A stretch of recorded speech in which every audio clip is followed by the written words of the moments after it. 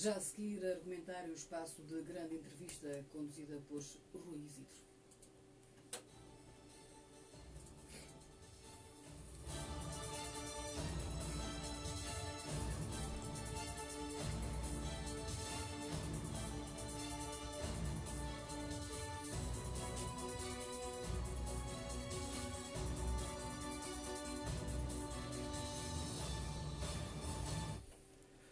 Avançamos nesta manhã informativa com uma grande entrevista que abre a nova temporada do Argumentário. Há uma espécie de ponto de situação que todos os anos vimos fazendo na rádio com aquele ou aquela que conduz os destinos do Conselho, sendo que o protagonista de hoje é estreante neste prestar de contas. O 7º Presidente da Câmara da Guarda, em democracia, é também o 4º a exercer a função após a saída do eleito. Já aconteceu logo em 1976, quando Abílio Curto rendeu Vítor Cabeço, em 1995, quando Maria do Carmo Borges tomou a cadeira de Abílio Curto, e em 2005, quando Álvaro Guerreiro substituiu Maria do Carmo. 2 deles foram depois a votos, como cabeças de lista, e apenas um, Álvaro Guerreiro, pôs fim à passagem pela política. Carlos Chaves Monteiro, 51 anos de idade, natural e residente na Guarda, advogado de profissão, é presidente da Câmara desde abril de 2019, quando Álvaro Amaro suspendeu e depois renunciou ao mandato para ser deputado no Parlamento Europeu. O número 2 da lista da coligação PSD-CDS, vencedora em 2013 e apenas do PSD, com vitória reforçada em 2017, era vice-presidente e subiu a presidente, não por via desta condição, mas por força da lei, na ausência de um eleito, manda chamar o seguinte às funções. E passados 9 meses, é tempo de fazer mais do que um balanço, uma perspectiva do que aí vem. Vamos ao ponto de situação dos projetos anunciados para a Guarda e para o Conselho, vamos perceber a estratégia para o que resta de mandato autárquico, vamos falar das circunstâncias políticas e do futuro. O que mudou? O que está para mudar? Em que estado se encontram algumas das mais marcantes promessas eleitorais que vincularam toda a equipa? O que podemos esperar dos próximos tempos para a Guarda? Grande entrevista para seguir em direto a partir de qualquer lugar, tanto dá na rádio como nos meios digitais, para toda a parte da região ou do mundo onde haja um guardense ou um interessado pelos temas daqui, da Guarda. Podem mesmo partilhar perguntas, por exemplo, na página da rádio, na rede social Facebook, onde esta entrevista está a ser transmitida também em vídeo. Se for o caso e vierem a propósito, faremos delas as nossas perguntas. Bom dia, Sr. Presidente. Muito bom dia. Obrigado por ter aceitado o convite para esta primeira grande entrevista, desde que é Presidente da Câmara. E eu inspiro-me num filme notável que saiu recentemente, um filme notável de Fernando Meirelles, Dois Papas, para lhe fazer a primeira pergunta. E também me inspiro numa expressão que ficou aqui no ouvido na rádio quando se deu o render dos presidentes em abril do ano passado. O senhor sente ainda a influência de Álvaro Amaro como uma espécie de presidente emérito da Câmara da Guarda? Antes de mais, cumprimentar todos os ouvintes e a Guarda, todos os guardenses. É um gosto poder estar aqui nesta condição de Presidente de Câmara e, ao mesmo tempo, também dizer à Guarda aquilo que pretendemos, aquilo que já fizemos e, fundamentalmente, ser, de facto, aqui um receptor também das preocupações de todos os guardenses e, em função disso, poder corresponder àquilo que são os seus anseios.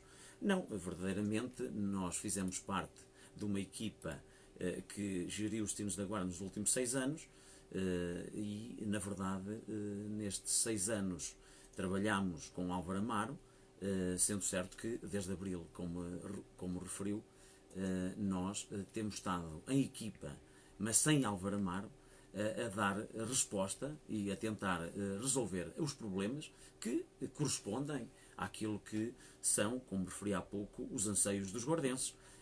Álvaro Amaro fez, como referi, parte dessa equipa, deixou o seu legado, mas agora também cabe-me a mim a liderar também este executivo, onde estão comigo mais 4 elementos vereadores, dar resposta cabal, não só às obras que estão por executar, mas também a novos projetos que são estruturais para o desenvolvimento da Guarda. E aqui é um novo rumo, é uma nova orientação, mas não escamoteamos, de facto, o passado. E é também com respeito desse passado e todo o ensinamento e conhecimento que adquirimos também com Álvaro Amaro, que hoje nos dá também uma perspectiva diferente daquilo que tem que ser o desenvolvimento, tem que ser, de facto, as opções, mas opções que nós assumimos de forma inteira a responsabilidade de as tomar e principalmente de as executar. Mas Álvaro Amaro é mais uma inspiração ou mais uma sombra neste momento? Não, será mais uma inspiração na medida em que eu estou hoje neste lugar muito fruto do convite que ele me dirigiu há 6 anos atrás. E por isso aprendi muito na política nestes 6 anos. Como eu disse também a muitos colaboradores nossos na Câmara Municipal da Guarda, não vim só para aprender, também vim para aprender, mas também vim para ensinar. E provavelmente qualquer um dos meus colegas que tem a experiência que tem fruto da vida ativa e profissional que foram desenvolvendo antes de chegar ao Executivo do município da Guarda, e é essa experiência que também transmitimos àquilo que foram as opções destes 6 anos, mas, consequentemente, também a experiência política, no meu caso, não era assim tão grande, e hoje, fruto desses 6 anos de colaboração, tenho também alguma inspiração política para hoje ter a confiança e ter a capacidade de dar as melhores respostas, porque o político, a função é essa mesmo, é dar as melhores respostas àquilo que são os problemas prementes da população que se representa. Portanto, para mim, Álvaro Amaro é mais uma inspiração do que uma sombra, até porque, fruto de várias circunstâncias, de ter ido também para a Europa, em termos de comunicação e contacto, tem sido muito diminuto, e nesse sentido... Mas têm falado? De vez em quando? Mais por escrito e troca de mensagens, mas que também não têm, diria que 2, 3 mensagens que trocámos ao longo destes 8 meses, portanto, como é claro, pelo número até das mensagens trocadas, não há, de facto, aqui uma preocupação em estar por trás daquilo que este Executivo assumiu desde abril do ano passado até esta data, naquilo que é a sua conduta, o seu comportamento, a sua ação, as suas opções e decisões. Portanto, não somos livres, sentimos-nos completamente livres, estamos de consciência tranquila, respeitando, como disse, o passado, mas apostados claramente no futuro, num futuro que passa muito por quem é hoje protagonista, que sou eu e os meus colegas de Executivo. Portanto, não sente que Álvaro Amaro tente influenciá-lo, que tente condicionar o espaço diretamente ou por interpostas pessoas? Essa é uma matéria que eu não posso falar. Daquilo que diz respeito ao Executivo da Guarda e ao Executivo, vereadores e Presidente de Câmara, totalmente tranquilo. Foi Álvaro Amaro quem o trouxe para a política. Ainda se lembra como? Lembro que eu tinha falado com alguns companheiros, também que já tinham algum trajeto na política, e eu referi na altura que nunca me tinha dedicado de forma ativa à vida política, mas dada a circunstância que nós estávamos a atravessar, aliás, há alguns anos atrás, mas naquele momento concreto era importante, e se a minha presença, a minha colaboração pudesse ser útil, eu estaria disponível. E através desses amigos e companheiros, nós assumimos alguns grupos de trabalho, onde eu conheci Álvaro Amaro, e passado uns 45 dias, um mês e meio, convidam-me para jantar num restaurante da cidade, onde me propõe, efetivamente, para ser seu número 2 da lista. Foi convidado logo para número 2. Para número 2. E o Dr. Álvaro Amaro, nessa altura, logo me disse: olha, não é preciso decidir agora, falo com a família. E eu recordo-me bem: olha, eu não estaria aqui sentado se eu tivesse que pensar. Eu estou aqui sentado para o que der e vier.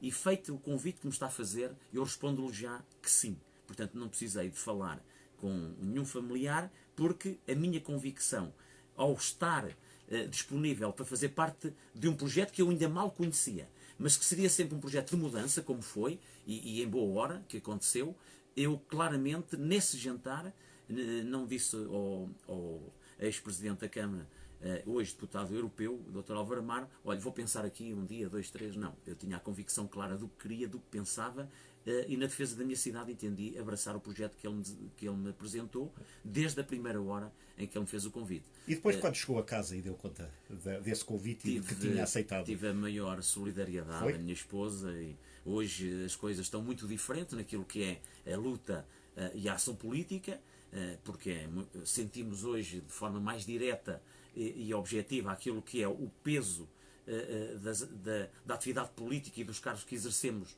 naquilo que é a limitação da vida familiar, mas graças a Deus tenho uma família que entende, aceita, compreende, percebe que era algo que eu já há muito tempo desejava, embora não tivesse transmitido, e desejava não por uma questão pessoal, não por questões de índole individual, mas sim, sempre tive esta convicção clara de que um cidadão deve estar disponível para assumir os desígnios da comunidade, se a comunidade assim o quiser. E eu, desde a primeira hora, achei sempre que devia ser convidado e não me devia apresentar num partido político, escrevam-me aí com uma ficha e deem-me um cartão, nunca o fiz, e cheguei à política exatamente da forma que eu tinha sempre pensado, que era através de um convite e sentir que podia ser útil para ajudar a prosseguir os desígnios do bem-estar, do bem comum, da felicidade de uma comunidade, e é isso que me foca na minha ação todos os dias, que é, nas decisões que tomo, valorizar sempre aqueles que são os destinatários das mesmas. Tinha a noção, então, em 2013, de que devido à falta de clarificação acerca do conceito da limitação dos mandatos, o Tribunal Constitucional levou algum tempo a decidir se era por função ou por território, acabou depois por clarificar que era por território, mas enquanto sim não, a candidatura de Álvaro Mar podia nem ser aceite e o número 2 passar automaticamente a número 1 e a cabeça de lista. Esse quadro de Carlos Monteiro ser logo candidato a Presidente da Câmara em 2013 foi ponderado por ambos. Foi ponderado, principalmente pela sequência de factos que depois sucederam, na medida em que a candidatura numa primeira fase foi chumbada e eu cheguei a estar como o primeiro elemento da lista, até que o Tribunal Constitucional clarificasse com o respectivo acórdão e dizer que Álvaro Amaro era de facto um candidato legítimo e a lei o permitia. Claro que esse cenário era um cenário possível, mas nós seguramente ao longo desses meses de dúvida tivemos a convicção que Álvaro Amaro seria sempre o candidato. Eu poderia pensar, admitir a possibilidade de o Tribunal Constitucional ter uma decisão diferente, que não teve, mas quero dizer que essa era uma preocupação na altura residual. Sinceramente, era uma preocupação residual porque estávamos convictos que o Tribunal Constitucional teria sempre essa decisão de que, independentemente de ter sido noutra Câmara Municipal já Presidente, que o poderia vir a assumir esse cargo numa outra Câmara Municipal. Mas com certeza que, em última instância, e como foi dito não só por Álvaro Amaro, já numa fase mais derradeira do processo, mas também por toda a equipa que nos acompanhava no âmbito da candidatura, que o segundo assumiria essa responsabilidade caso essa questão fosse colocada com a maior efetividade e premente. Estava disposto a ir à luta, se tivesse de ser. Sim, a partir do momento em que assumi, claro que hoje sinto muito mais preparado e conhecedor e domino muito melhor esta realidade política do que há 6 anos, mas é normal, nós aprendemos todos os dias, nós ganhamos experiência e conseguimos efetivamente. Esse é o desafio da política, é focarmos em objetivos, utilizar a experiência que temos, mas fundamentalmente também aquilo que nós somos como cidadãos e aquilo que nós queremos para a comunidade. E isso para mim é um eixo de orientação que eu não abdico, que é aquilo que eu sou, aquilo que eu penso da comunidade e focar-me efetivamente em medidas que valorizem o bem comum. Embora, enfim, nunca tinha andado próximo de um partido, foi candidato independente dentro de uma lista do PSD, não era filiado, nunca tinha andado próximo do partido, nem na política, no fim de contas. Embora, porque já nos conhecemos há algumas décadas, somos da mesma idade, portanto há poucas décadas, para aí desde a adolescência que, lembro-me, alimentou o desejo de um dia ser Presidente da Câmara. Quem é que o inspirava na altura? Era Abílio Curto, nem que fosse pelo desejo de lhe fazer a oposição que parecia tão difícil porque ninguém o destronava através dos votos? Também. Eu, na minha adolescência, sempre foquei muito nas questões políticas, apreciava muitas personalidades nacionais e mundiais em termos daquilo que era o posicionamento e aquilo que eram as políticas envolvidas por alguns homens que mudaram efetivamente o curso da história e a vida das comunidades que representam. E quando nós temos determinados apetências e gostamos de uma determinada área de atividade, como eu próprio, como advogado que queria ser, mas sempre com uma noção clara de que gostaria de exercer um cargo político, e os meus colegas, como o Rui Isidro também referiu, e colega também que fomos, sabiam bem e claramente de que eu tinha essa vontade e esse gosto especial pela política, e que um dia, se a oportunidade e as circunstâncias surgissem, que eu poderia vir a ser Presidente de Câmara. Demorou algum tempo, provavelmente, porque a circunstância que eu queria chegar à política, como disse, gostava de ser convidado, fui convidado, esse desejo concretizou-se, e hoje tenho efetivamente essa qualidade, com muito orgulho, satisfação, mas que não posso ficar por trás destes valores pessoais, porque só faz sentido estar na política porque temos o dever de servir. E esse é o grande desafio, depois de desejarmos, também querer concretizar aquilo que nós pensamos que é melhor para a nossa sociedade, e depois é esse resultado das ações que tomamos e avaliado pela comunidade que nos faz, de facto, sentir se esse desejo é efetivamente algo que nós temos intrinsecamente e que valorizamos porque atuamos de uma forma qualitativa e conseguimos tornar mais grandiosa a política, ou efetivamente chegar a um ponto em que nós gostamos, mas se formos maus políticos, a verdade não correspondeu o desejo à realidade. E a minha luta é essa, é fazer corresponder o desejo, o pensamento, a ação política à ação. E é isso que me leva o tempo todos os dias. E foi a esta mesma mesa, há 10 anos, neste mesmo programa, numa grande entrevista que me deu enquanto dirigente desportivo, que eu lhe perguntei se estava a querer dar o salto para a política, e aí disse claramente que sim, ou que não punha de parte essa hipótese. Lembra-se? Sim.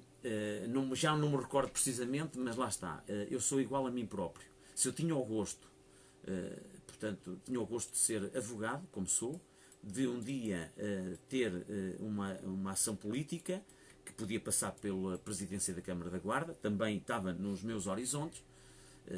Amanhã, se calhar, escrever um livro, também gostaria de o fazer, e neste sentido, eu nunca, como perspectiva cidadã, como cidadão desta terra, eu nunca posso escamotear, que é um desafio que eu lanço a toda a comunidade. Se nós sentirmos apetência, conhecimento, capacidade para desenvolver ações que vão ao encontro dos desígnios que uma comunidade pretende, todos estamos convocados. E eu nunca afastei o cenário de um dia exercer este cargo, até porque me preparei para ele, nem que fosse de forma inconsciente, porque eu tinha o desejo, queria ser advogado para conhecer bem a lei, para poder ir ao encontro daquilo que, numa primeira fase, também era a satisfação das minhas necessidades, porque nós temos de ter uma profissão, temos de ganhar a vida. Fiz com todo o gosto e espero voltar um dia. Ir para a política só depois de ter uma profissão, é isso? Exatamente, ir para a política porque tenho uma profissão. Foi ali que eu me fiz um cidadão mais experiente, mais conhecedor. Tive 15 anos no exercício da advocacia, exerci outras atividades paralelas com muito orgulho e gosto naquilo que foi a envolvência de diferentes pessoas, cidadãos, que me ajudaram a ser também e tornar melhor homem. E com certeza que a política é o corolário também muito desta experiência, deste currículo de vida que nós vamos acumulando ao longo dos tempos. E é o culminar exatamente de um pensamento que, como disse, e é algo que nós nunca devemos ter essa noção, não é, entre aspas, um fetiche pessoal, é algo que nasce de nós, como outras coisas. Nós queremos ser alguma coisa quando somos jovens e temos que lutar por esse sonho, por essa ambição. E eu fiz. Tal como queria ser advogado, um dia queria também, através da advocacia, ser melhor político. E nesse sentido houve convergência naquilo que foi o meu pensamento, mas ainda muito o futuro está para vir, ainda muito faltará fazer, e com certeza agora é o desafio de ser o melhor político de todos, de ser o melhor cidadão, de ser um exemplo. E aqui o melhor não é o chegar em primeiro, é ser exemplo. É ter uma atuação que valoriza a sociedade e a comunidade onde está inserido. E isto é que é o foco de um político. A grandiosidade da política assenta exatamente nos ideais, mas na capacidade também de os concretizar. Se nós nos desviarmos desta estratégia, se não tivermos ética, se não tivermos valores, se tivermos ações e decisões que não vão ao encontro das necessidades das pessoas, sendo que há sempre uma margem de erro forte, marcante, porque nós somos seres imperfeitos, nunca vamos fazer tudo bem, mas o foco é fazer as coisas bem.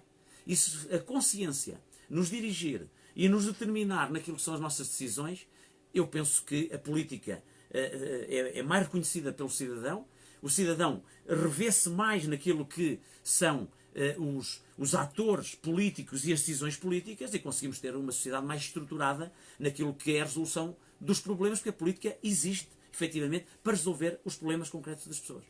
O primeiro mandato foi, em termos de equipa no Executivo da Câmara, uma convocatória permanente ao despique, a ver qual dos vereadores fazia mais. Álvaro Amaro motivava esse espírito de competição entre vocês? Sim, nós, desde no primeiro mandato ficou claro quais eram as competências e os pelouros que cada vereador tinha.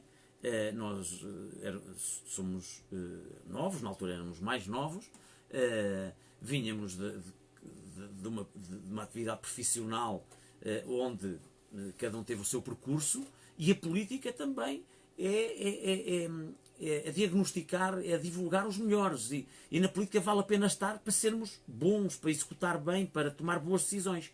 E claro que essa competição positiva no Executivo, muito alimentada também por Álvaro Amaro, acho que valorizou muito a ação destes 6 anos, na medida em que não há setor, não há área de intervenção, como eu tenho dito muitas vezes nos meus discursos, do município da Guarda na comunidade, que não se destaquem hoje já medidas e ações concretas que o Executivo tomou, muito especificamente pela ação também que cada um, e a responsabilidade que cada um assumiu dentro dos seus pelouros. E o resultado final necessariamente tem que ser positivo, porque o envolvimento individual traduziu-se efetivamente em ações concretas de promoção de desenvolvimento, de valorização das pessoas, de acesso mais fácil e com uma maior disponibilidade a bens, como a educação, a saúde, o apoio dos cidadãos mais envelhecidos e com menos possibilidades económicas, e nós hoje temos medidas, ações concretas para todo o setor da comunidade, independentemente das condições, das classes que cada um representa na sociedade. E hoje orgulhamos-nos de dizer que nós não deixamos nenhum espaço vazio. É preciso fazer mais. E esse é o grande desafio que nós hoje temos na Guarda. Não é dizer e preocupar-nos no que ainda não foi feito. Temos que nos preocupar no que foi feito e que muito nos orgulha, mas fundamentalmente o que falta fazer como a ação futura da nossa ação. Mas a estratégia de Álvaro Amaro também era um pouco dividir para reinar? Não tenho essa percepção. Álvaro Amaro alterou aqui muito do paradigma político que existia até há 6 anos a esta parte, porque, de facto, a árvore, os frutos não foram colhidos na devida altura, na minha opinião, já estavam em estado de maturidade muito evoluído, estavam prestes a cair, e nós, em sociedade, não podemos permitir que isto aconteça, porque há momentos, há oportunidades que têm que ser aproveitadas. Repare, nós no município hoje aproveitamos toda e qualquer oportunidade para ir buscar fundos comunitários. A verdade é que o município da Guarda, antes de nós chegarmos, deixou de fazer muitas reformas e de desenvolver determinados projetos em prol do desenvolvimento local, porque era uma Câmara totalmente endividada. Queria pagar a componente nacional e avançando com os custos iniciais, fosse qual fosse o projeto, mas como estava endividada, não tinha meios financeiros e muitas candidaturas deixaram de ser feitas exatamente porque não havia a estabilidade financeira que iria permitir essas reformas, essa reestruturação da comunidade através dos grandes projetos que muitas cidades fizeram, congêneres da Guarda como capitais de distrito. E é com essas que nós temos que nos comparar. Falar da Guarda, como nós falámos há 6 anos, claro que muita coisa foi feita, mas nós temos que comparar, era o ponto de partida da Guarda há 40 anos atrás, com Castelo Branco e Viseu, que era muito idêntico, e se calhar a Guarda até tinha índices de desenvolvimento muito superiores, mas a verdade é que no período das vacas gordas nós não tivemos a capacidade de juntar, porque a oportunidade estava lá, de encontrar os meios necessários para aproveitar essas oportunidades. E outros percorreram esse caminho. Nós não o percorremos. E isso foi demolidor para aquilo que era o desenvolvimento que as gerações, nós próprios, que esperávamos que a Guarda, como capital distrito, pudesse ter uma prosperidade muito mais efetiva. Neste período de pós-democracia, a Guarda deixou passar muitos dos projetos que eram estruturais para o desenvolvimento, desde logo, e ainda iniciado no Estado Novo, como nós sabemos, com Veiga Simão, a própria Universidade hoje da Beira Interior foi lançada, as bases, a sua gênese, na Guarda, sediada no Centro Comercial São Francisco. Ora, com um bocadinho de visão mais, nós poderíamos ter ido também muito mais longe. A verdade é que o processo foi cristalizando na Guarda e foi prosperando na Covilhã, com o Instituto da Beira Interior, e isto condicionou muito depois a estratégia futura, por vários fatores, que não vou agora aqui divulgar, nem cabe referir nesta entrevista, mas fundamentalmente nós aproveitámos a oportunidade e perceber quais são, de facto, as linhas de financiamento, a capacidade que temos em definir novas orientações para promover um futuro que atraia pessoas, que combata o envelhecimento, que permita uma maior coesão social, uma maior coesão territorial. E há uma parte que compete muito aos municípios. Se nós estivermos aliados destes valores, destas orientações, destas noções claras que são de estratégia política para o desenvolvimento, não basta pensar que o Estado português irá fazer tudo em regiões depauperadas como a nossa, em que os municípios se demitiram das suas principais competências e que eu considero que foram determinantes para levar hoje, a Guarda àquele patamar de desenvolvimento que nós não encontramos há 6 anos atrás. Até que o primeiro mandato chegou ao fim e ninguém sabia se continuava a ter lugar, nem que lugar na lista. Isso foi uma espécie de tabu que Álvaro Amaro alimentou convosco, não? Não foi tanto assim. Poderíamos discutir que pelouros, que áreas temáticas poderia calhar a cada um dos variadores. Isso sim.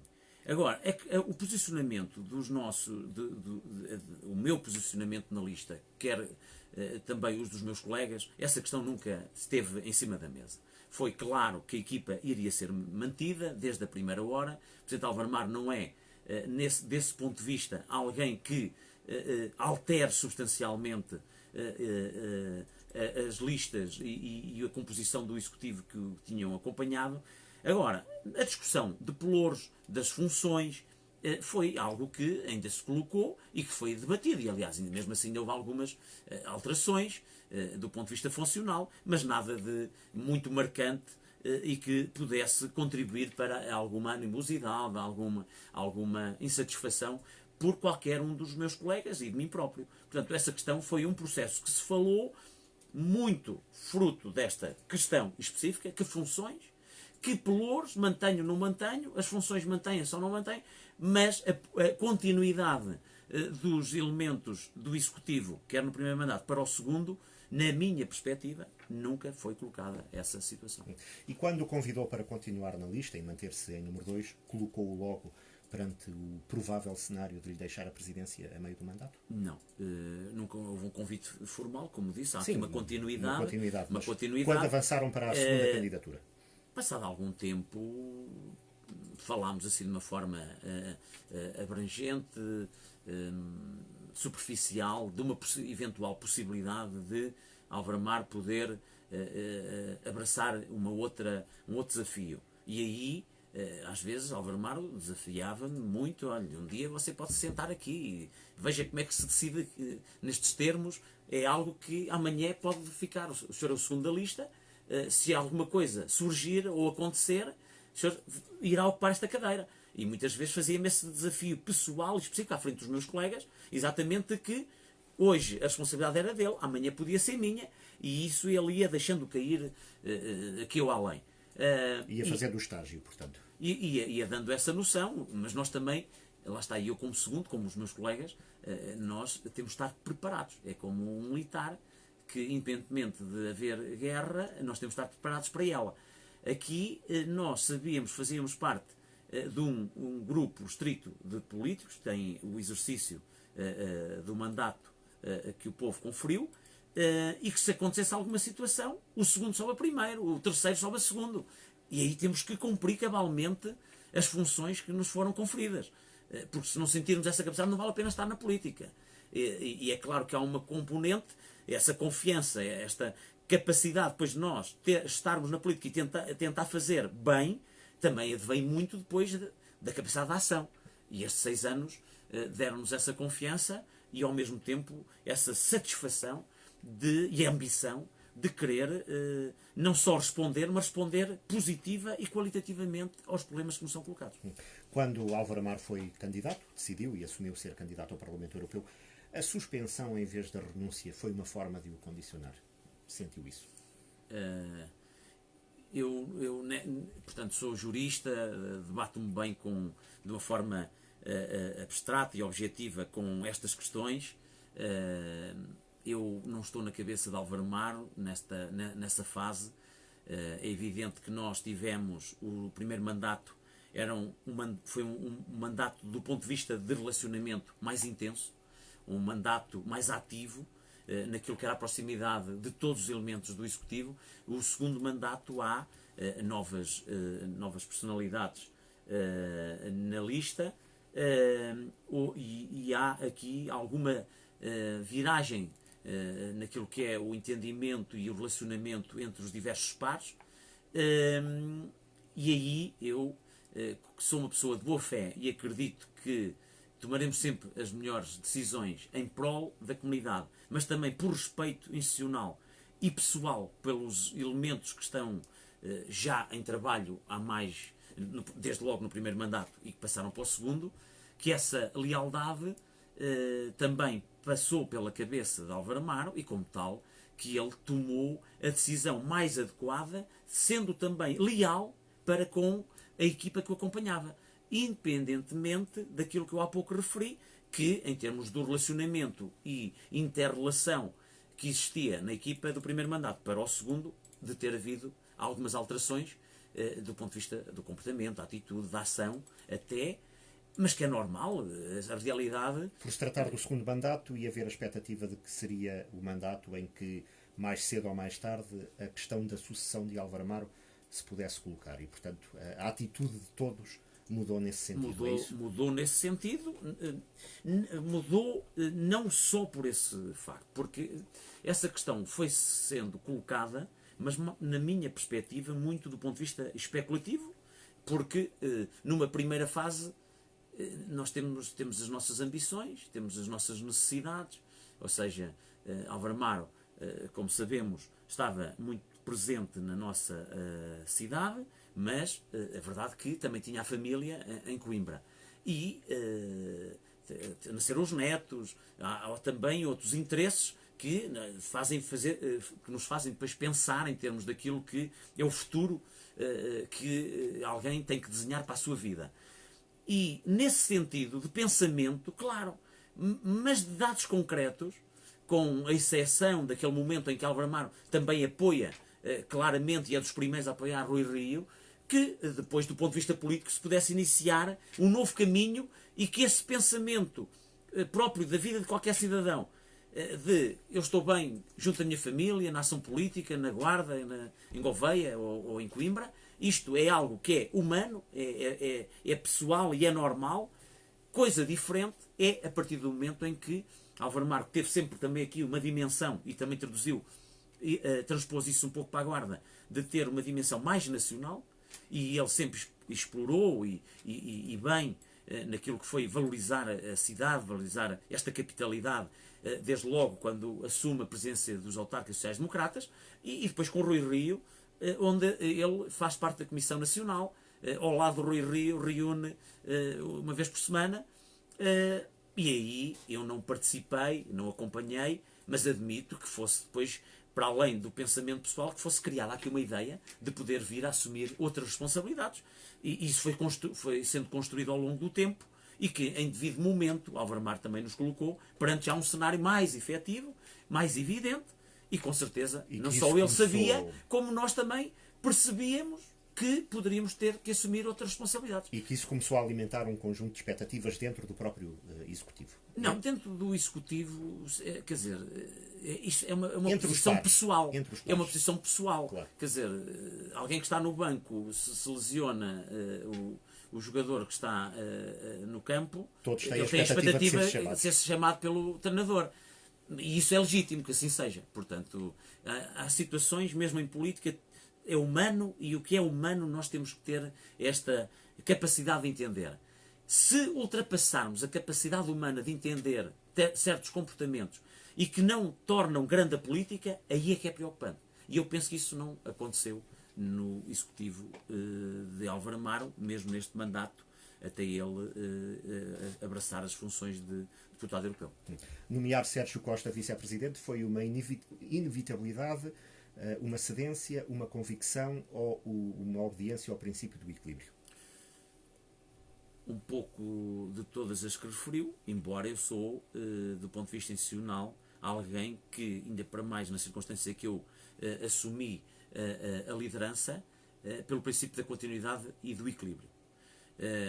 Nós temos a percepção clara que não pensamos todos igual. Essa experiência eu já adquiri ao longo da vida, que nem todos têm que pensar de forma igual, e ainda bem que não se pensa de forma igual, que temos opiniões diferentes, mas temos de ter também sempre esta análise até que ponto são compatíveis e se podem conjugar opiniões diferentes.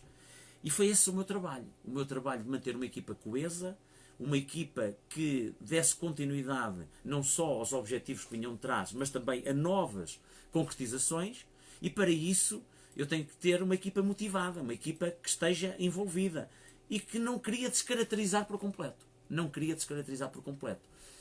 Porque também não era bom, quer para mim, enquanto líder de um grupo, que também quero que esse grupo esteja comigo e, para estar, temos que fazer aqui concessões. E nesse sentido, não só porque considerei que era a pessoa tal como eu, até fruto dos pelouros e das matérias que desenvolvíamos, por essa via merecia estar como vice-presidente, mas verdade que há formas e pensamentos diferentes. Nós sabemos disso, não vou esconder, mas nunca essa divergência de pensamentos permitiu qualquer conflito que não se conseguisse sanar. E essa foi a minha, a deles, a nossa luta permanente, de conseguirmos, apesar de diferenças, conjugar os esforços em torno dos objetivos que são fundamentais para nós continuarmos a dirigir os destinos da Câmara. E isso temos-lo feito, temos aperfeiçoado esse comportamento de uma forma recíproca, abrangente, para os 5, e isso dá-me, de facto, a esperança, dá-me a convicção, a ambição de que, ao contrário do que outros apregoam, que já não estão cá, mas que foram, apesar dos títulos relevantes e das expressões aparentemente fundamentais para tomar determinadas decisões, que a Câmara hoje estaria em melhores condições de ser ganha por outro partido, na verdade não quiseram mais do que satisfazer interesses pessoais e ser candidatos noutras cidades, e eu não vejo assim a política, não me revejo nessa forma de fazer política. Refere-se a Eduardo Brito. Sim. Nós temos que dizer a verdade aos cidadãos, custe o custar. Nem que às vezes tenhamos que dar um passo atrás, para dar 2 em frente. E já o demonstrei, não tenho problemas, porque a minha responsabilidade não é a minha responsabilidade pessoal. Eu terei que estar à altura dos desafios, mas os desafios são os que a comunidade me exige e que eu pretendo servir da melhor forma. Se nós percebemos que não estamos a conduzir um processo da melhor forma, porque também conduzimos outros da forma que consideramos mais ambiciosa e mais próspera e mais adequada à resolução de problemas, e temos essa confiança também e essa capacidade e essa estabilidade para, noutros casos, podermos dizer à guarda a verdade. E aí o Partido Socialista não está em melhores condições. O Partido Socialista não reúne hoje, de facto, também, mais uma vez, as pessoas, e nós não sabemos se é Lisboa, se é o António Costa que manda no Partido Socialista na Guarda. O Partido Socialista da Guarda quer assumir aqui as diretrizes de uma estabilidade aparente, e que apresenta uma certa inconsciência e falta de conhecimento da realidade atual, mas com esta ambição clara, como nós vemos dos candidatos, que ainda não são ainda líderes das estruturas partidárias e já se assumem como presidentes. De quê? A política tem o seu tempo. E nós, como políticos, temos que percorrer esse tempo. O que eu vejo é uma obsessão de alguém, de um partido que teve aproximadamente 40 anos, teve tanto tempo para tomar as melhores decisões, para fazer coisas em prol da Guarda. E agora está com tanta vontade, sem demonstrar à Guarda e afirmar ao que vem, o que é, para onde quer ir, para se organizar internamente, que não há organização interna. Valha-nos Deus, que está a acontecer no Partido Socialista. Porque não há uma convergência de princípios, de orientações, a nacional, a local. E isto preocupa-nos imensamente. Preocupa-nos pelos protagonistas, por este atrevimento, por esta ambição desmesurada em querer conquistar o poder. Mas o poder só se conquista se nós tivermos o lastro do tempo. E esse lastro do tempo concretizado em ações que dão a confiança às pessoas para poder acreditar que aquele é um projeto válido e melhor para a Guarda. E nós isso temos. Esta é a grande diferença. Temos as concretizações que corresponderam sempre à palavra dada. Aquilo que nós dizemos no discurso ou na promessa, concretizamos. Com uma limitação. Não se fez tudo, é verdade. Mas vamos fazer. O seu guião é o programa eleitoral de 2017. Há lá muitas promessas. Tinha a cara de Álvaro Amaro e a palavra. Portanto, presumo que agora tem a sua palavra e a sua cara. Vamos então fazer o ponto de situação de cada uma delas. Começando pela que recentemente lhe deu a maior polémica desde que é presidente. Afinal, queria mesmo construir o centro de exposições transfronteiriço no lugar onde está o semicoberto do Polis? A Guarda, inequivocamente, precisa de um centro de exposições transfronteiriço. Nós sabemos, desde logo, até pelos eventos que nós dinamizamos. A Feira Farta, a Feira Ibérica de Turismo. Vou estar dentro de um mês com a Associação Internacional de Turismo Religioso, que tem sede em Portugal, em Fátima, onde eu estarei a abrir, exatamente nesta parceria efetiva entre, de facto, a Guarda e o município de Fátima, onde vamos ter diversos operadores que nesta área, no fundo, gerem todo o pacote turístico quase do mundo, ao nível do turismo religioso. E lá está, tem um equipamento, recebe, de facto, nacionais e estrangeiros. Nós recebemos nacionais e estrangeiros, mas não temos um espaço que nos dignifique, não só neste tipo de congressos, de convenções, mas também em termos culturais, desportivos, artísticos. E a Guarda precisa necessariamente. E o principal objetivo é, se nós precisamos, temos que concretizar. Agora, temos que perceber claramente aquilo que o Partido Socialista fez. É algo que eu não quis politizar o processo, não quis judicializar, mas o município da Guarda atual, com este executivo que eu presido, tivemos uma atitude responsável. Desde logo, porque, como foi dito também na Assembleia Municipal, o município da Guarda não tinha nem o dinheiro de 2 milhões de euros que o Partido Socialista entregou em 2001 à Sociedade Têxtil Tavares. Foi entregando. Foi entregando ao longo de vários anos, mas assumiu um compromisso de logo de 2 milhões à cabeça. E, curiosamente, 4 ou 5 dias antes das eleições em 2001, de dezembro de 2001. E, verdadeiramente, não só não pagou imediatamente, como foi pagando ao longo dos tempos, como não concretizou parte das coisas que estavam previstas Está-se a no referir contrato. ao contrato de Promessa de compra e venda da Fábrica Tavares. E nós, que há 6 anos já conhecíamos, ouvi falar, mas eu há 6 anos que tive esta preocupação, e a expressão minha, quando cheguei à Câmara da Guarda há 6 anos, quis conhecer todos os processos péssimos da Câmara da Guarda. A saber, a Quinta da Maunça, que só é nossa há 3 anos atrás, que é um processo antiquíssimo na Câmara da Guarda, as casas Polis, que não estavam em nome do município, as fábricas Tavares, que não estavam em nome do município, e podia dizer, ainda hoje, mesmo os terrenos do Polis ainda não foram totalmente pagos ao seu proprietário. Os terrenos do Parque Urbano do Rio Dias? Do Parque Urbano do Rio Dias. Portanto, são responsabilidades. Não estão pagos? Não estão pagos. Portanto, aliás, é uma luta, entre aspas, com legitimidade, que a firma proprietária tem solicitado, de alguma forma, insistentemente, que seja indenizada desses custos que resultaram E quanto é que está em causa? Para nós andará um valor de 150 mil euros, mas para a empresa consideram que é um valor superior. De quanto? Não sei, não tenho o valor, mas sei que não aceitam muito aquilo que foi a nossa avaliação.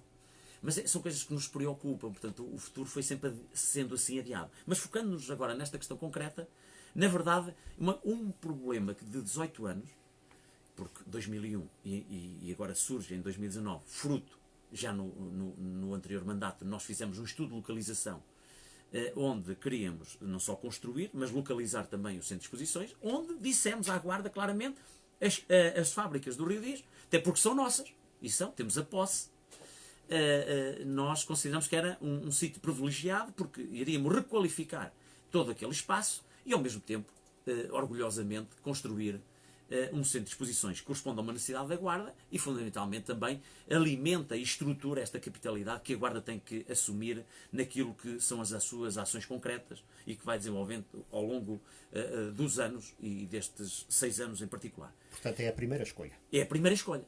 O que é que acontece? Quando nós notificamos a Sociedade Têxtil de Tavares, para além de reuniões que eu tive, e foram várias, muito antes dessa notificação, mas fruto dessas reuniões, através do nosso mandatário, notificámos a empresa para fazer a escritura, como é de direito. Como é de direito. Em 2019, em julho de 2019, notificamos a empresa, comprámos, temos a posse e queremos aqui fazer a escritura. O que é que sucede? É que a sociedade entende que há uma parcela de terreno que nós não necessitamos para a construção e verdadeiramente nos apresenta um valor para a aquisição dessa parcela que não é essencial para a execução deste projeto e quer, efetivamente, que nós façamos a aquisição dessa parcela.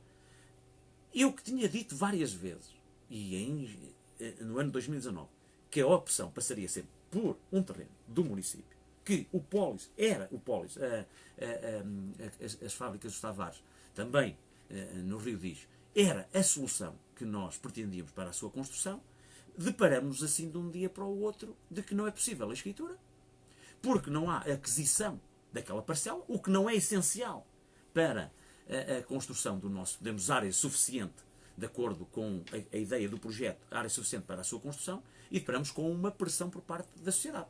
Ora, o município da Guarda não aceita, não recebe pressão ou avisos de ninguém. E aí nós temos que ser afirmativos. E até como forma de assumir claramente que ninguém tem o poder, nem impõe nenhum julgo ao município da Guarda, nem ao seu presidente, nós fomos a uma segunda solução, que não era de localização, que é outro.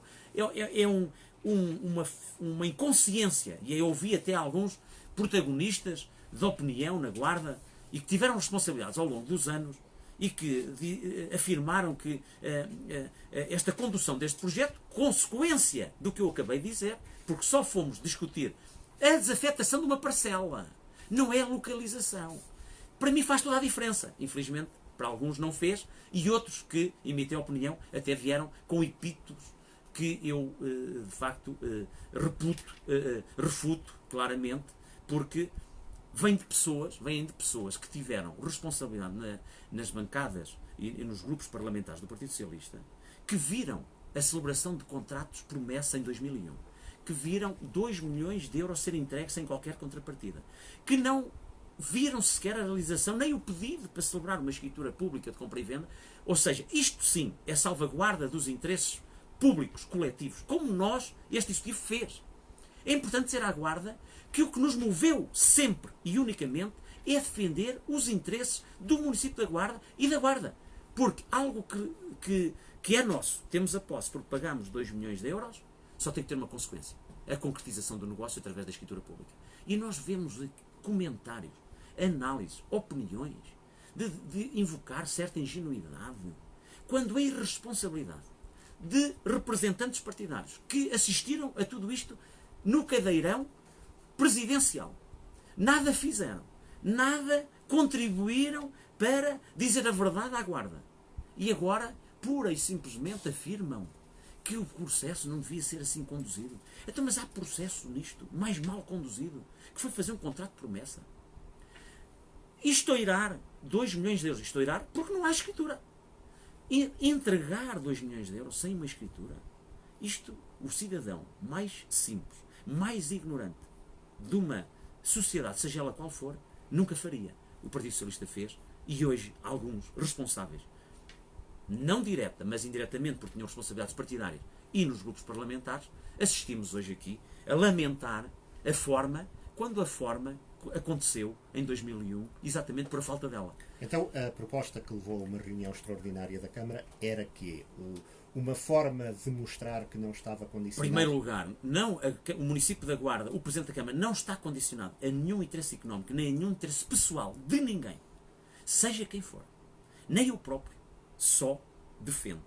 E é essa a minha linha. Como os elementos do Instituto me acompanham, estamos exclusivamente determinados em cumprir aquilo que é a confiança atribuída pela Guarda de levar e tomar as melhores decisões na defesa dos seus interesses. Como tal, primeiro, concretização do negócio, aliás, e aberta a possibilidade pela Sociedade Têxtil Tavares, no período, ou seja, este objetivo fundamental, e em boa hora a sociedade reconhece esse momento de que, afinal, quem manda é o município, foi vir a público dizer: nós estamos disponíveis novamente para fazer aqui um acordo com a Câmara Municipal da Guarda. Foi isso que pretendeu quando avançou com outra proposta de desafetação Sim, do porque o terreno? nosso primeiro objetivo, e aquele que nós consideramos, porque é 2 em 1, não só responder a uma necessidade da Guarda, como requalificar uma zona que está completamente devoluta da cidade. E isto é o nosso principal objetivo. Claro que nas localizações existem 7. Pagamos por isso. A questão do pólis, a desafetação, era um elemento administrativo que pode, no futuro, depois de uma alteração do plano pormenor, porque não há alterações de plano pormenor sem uma desafetação do domínio público para o domínio privado. E este processo, que ia levar algum tempo, ao ser encetado, passa, na minha perspectiva, uma mensagem à Guarda, mas fundamentalmente à Sociedade Têxtil Tavares, de que nós não estamos reféns desta solução. Temos outras soluções. Desde logo, essa, se quiséssemos. A verdade é que o processo e o objetivo foi atingido. Claro que há os aproveitamentos políticos, as tendências, as opiniões. E houve, de facto, aqui tentativas de aproveitamento de uma questão que é exclusivamente de interesse público, porque é salvaguardar 2 milhões de euros e, ao mesmo tempo, ir ao encontro de uma necessidade que nós queríamos, que já vinha até do anterior mandato, que é a construção de um centro de exposições, e nós vimos essa questão ser debatida de uma forma que criou algum atropelo, que fez surgir sensibilidades que, na minha opinião, nada têm a ver com o cumprimento do interesse público e com aquilo que são os interesses da Guarda. Portanto, Eu próprio a sua intenção não era chegar e propor a construção do centro de exposições transfronteiriço naquele local. De modo nenhum. Era ter um instrumento de pressão, porque que dissesse, há 6 anos, que como há dissesse 2, se não se resolve o problema da fábrica Tavares, não, a Câmara tem aqui um terreno próprio alternativo. como eu poderia dizer que não há. Mas a sua própria bancada não percebeu isso? Percebeu. A bancada percebeu, porque eu tive a humildade, tenho a capacidade de entender, como já referi hoje aqui nesta nossa entrevista, de que nós temos de tomar sempre as melhores decisões. E se nós percebermos, eu tinha um professor de Direito Processual Civil que dizia só os burros é que não mudam. Porque numa litigância que teve com outro professor também, insigne professor de Direito Civil, e ele percebeu a certa altura que não tinha a razão e disse só os burros é que não mudam, exatamente do ponto de vista intelectual e pedagógico, demonstra a dimensão desses 2 grandes professores. Mas, aplicado ao caso, nós tínhamos a noção clara de que se a Guarda não quer, então nós não vamos fazer. Mas é preciso explicar à Guarda o que é que está também em causa. Eu expliquei isso ao partido.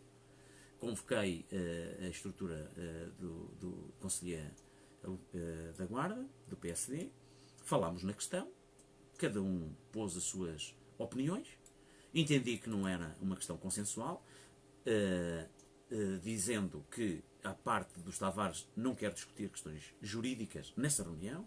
A questão da localização tem a ver exatamente com a não celebração da escritura, e isso obrigava-me aqui a tomar uma posição de força, com a qual eu queria alguma também solidariedade, e isso foi perceptível, e nós terminamos essa reunião convictos de que nem sequer iríamos avançar, e conhecedores de duas coisas que a Guarda ainda não sabia. Uma delas, sim, que os Tavares queriam ir novamente às mesmas negociações, e eu próprio tenho que dizer, e eu não transmiti porque não queria judicializar esta matéria, embora ela estivesse judicializada no sentido estrito, na medida em que o município da Guarda avançou com um arresto preventivo, que nessa altura já estava registado a favor do município, na salvaguarda desses 2 milhões de euros, e que nós temos a sentença, e nessa altura eu já era possuidor dessa sentença, na medida em que 1,5 milhão de euros está salvaguardado com o património que foi arrestado desta sociedade. A A Câmara arrestou o património à Sociedade Proprietária dos Terrenos. E, nesse sentido, eu já tinha salvaguardado aqui uma questão que era essencial. É que podíamos não ficar com o espaço, mas já tínhamos bens para pagar o valor entregue. Algo que nunca foi feito. E repare, muitas pessoas, algumas pessoas, vieram a estes microfones ou espaços informativos da cidade dizer coisas que, de uma forma inconsciente, não correspondem à realidade e, além do mais, não traduzem verdadeiramente a noção do problema nem a natureza do problema. Porque o problema não foi a Câmara da Guarda que o criou. Foi em 2001, com os diversos protagonistas que até 2013 assumiram os destinos desta cidade. E nós, nesse sentido, fizemos o pedido de arresto registado, para ter prioridade na salvaguarda dos bens, mas que nunca será prioritário, porque, como sabemos, essa parcela que havia interesse em vender também estava hipotecada à Segurança Social. Ora, tem sempre prioridade. Tem sempre prioridade sobre sobre a nossa garantia de arresto.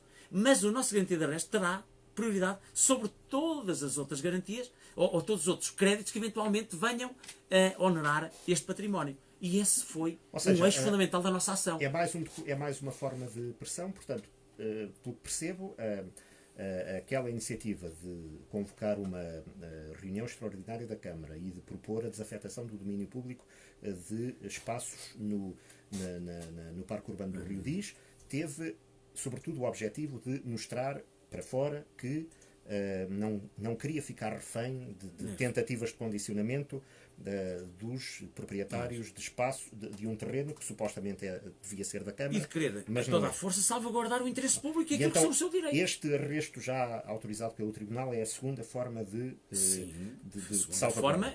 Salvaguarda logo inicial também, porque a minha preocupação é que o dinheiro estava fora e eu não via a realização da escritura. E em que fase estamos? Como é que está o processo? Claro que eu já reuni novamente com a Sociedade Têxtil Tavares e há, de facto, uma solução. Uma nova solução que pode ir ao encontro do interesse de ambas as partes, e aqui o interesse coletivo, reitero, sobrepõe-se ao individual, sendo que também não posso aqui fechar os olhos àquilo que são direitos consagrados e atribuídos à Sociedade Têxtil Tavares. Longe de mim que alguma vez o quisesse fazer. Agora, o que está assumido é para cumprir. E eu aí, quer com esta sociedade, quer com outra, seja ela qual for, eu assumirei desde a primeira hora o cumprimento estrito da legalidade e daquilo que são os interesses coletivos ali em causa.